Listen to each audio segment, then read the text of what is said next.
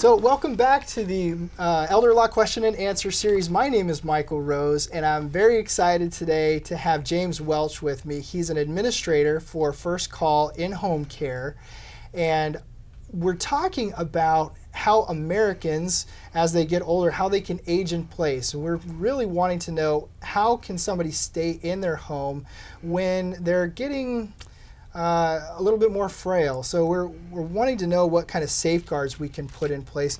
James, thank you so much for joining me Absolutely. today. Yeah, I'm excited to be here. Good, I'm excited to have you. Production value alone, this is fantastic. So, yeah. Right. So, James, I understand there's at least a couple of things that that people can do when they're older and want to remain in their own home and keep their autonomy. The first one is a personal emergency response system. Yep. Can you tell me a little bit about that? Yeah, ours, or one that we like to work with, is called Lifeline, and the unit itself is pretty self-explanatory. It is a button, and the client would basically wear this on their persons, okay. And they would do that in a 24-hour fashion, and essentially it used to be considered the "I've fallen and I can't get up" button. Okay, you know, that's what this I was happened. thinking about, right. Several years ago. You know, that was like the main thing for it. But in truth, it's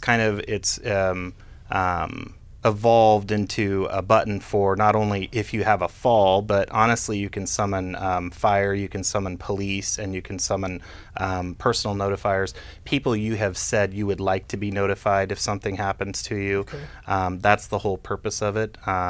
It's a button that's hooked up through your phone line, connected to a call center, and the call center, essentially, when it gets a signal, it takes that signal and then starts diverting it through the channels that it needs to get the person the help they need. So. Okay, and you said other people that you like. Could this be family members too? Absolutely, family members, okay. Guardians, attorneys, just anybody that you can right, think I gotta of. Get one of those, exactly. Anybody that would need to be notified about the situation with that person. So, yeah. Perfect. Okay, so tell me then, how would you know if like one of these personal emergency response systems would be appropriate for a loved one? Well, as I was saying earlier, there's really like 3 uses for it, but the most important is still falling. There's a large, populace of the elderly population. When they have a fall, if they don't have a way to get up, if they've fallen and broken a hip or whatnot, it's very important that they have something that can right. alert people to it. And so what I would say is if you have someone that's elderly and they've taken a couple spills within the last 12 months, or they've actually been discussed with their primary care physician or physical therapy or occupational therapy that they could be potentially what's called a fall risk, that looking into one of these devices would be the best thing for them. So okay, yeah. So let's say you're going to go ahead and get one of these devices. How does it get installed then? Is it just a matter of putting it around somebody's neck? Or? Yeah, it's pretty simple, but there are 2 things to take into consideration when you're looking at getting one of these. One is, you can actually just order these on your own. A person, any sort of consumer, can basically order it directly from the company. Okay.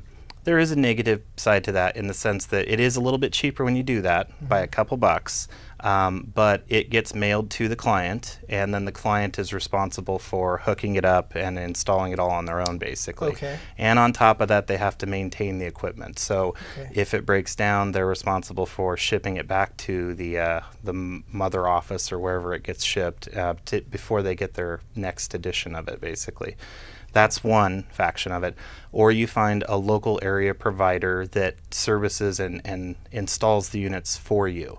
When you do that, you pay a couple bucks more, but you actually have a representative for that company that does all of that behind the scenes work, basically, to make sure the equipment's always working properly, okay. charged, and is hooked up correctly. So. Okay, perfect. Yeah. So I want to know, like, when somebody actually pushes that button, then do the people call them, or do they just show up? Yeah. The unit that I speak of specifically it's amazing. It's actually got a parabolic microphone piece to it that it can actually amplify from the other end. The call center, let's say someone falls in the bathroom, and the base unit of it is actually in the kitchen. The person hits their button, and the call center is notified. The call center calls into that little box unit that's sitting there hooked up to the phone line, and for the most part, they can almost always hear the person, even if they're faintly talking. Oh, wow. They do a range test basically when it's installed, and they can, find the best volume range for the area that the person is in their home, basically. Okay. So, as soon as the contact is made with the call center, then they try to get a directive from the client as to what to do, basically.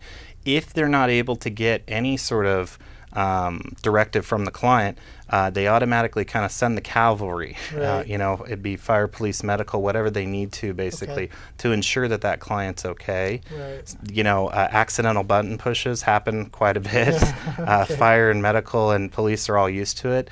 They never seem to have a problem with that. It's still a civil service that they're providing, and they're totally happy with showing up and making sure that someone's okay. So. Gotcha. Yeah. Okay, so does the button only work within the home then, or is there There's a range? there is a range, and that you start to get a little technical when you start talking about that stuff. But I mean, I've heard 600 feet. Okay. The reason they have those ranges is honestly because you may be a walker and you may walk around in your cul-de-sac, Okay. and you can hit the button from 600 feet away. And what it really does is it would give, if you hit the button and you had fallen in a park and it's a couple hundred feet away from your home, it's giving EMS a variance of area that they know they have to search in, sort of Okay. circle out. Well, we Okay. know that the person has to be within 600 feet, Okay. basically. So Good. and that aids in finding the person, Right, basically. absolutely. So James, I have some more questions for you, but that's the end of our 5-minute Yep. segment. So stick around and let's do another quick video. Sound good? sounds good to me, man. All right. Thank you. so much. Yeah.